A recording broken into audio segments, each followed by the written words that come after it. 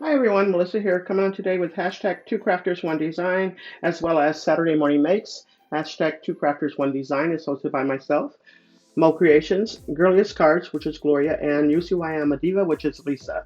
I'll have the theme come across the screen, or you can check out the description box for our next challenge. All right, let's jump right in. So today I am using diamond dots, and I'm using white, Versafine Nocturne ink for my sentiment.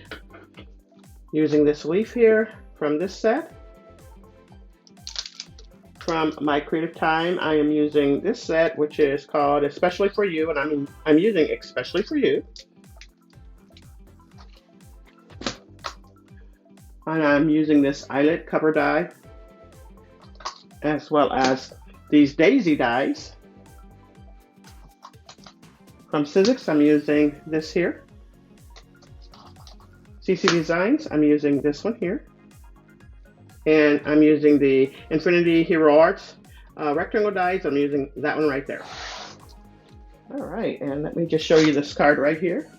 Turned out really pretty. I love it. And so as you can see, that Especially for You is gorgeous. I love that font.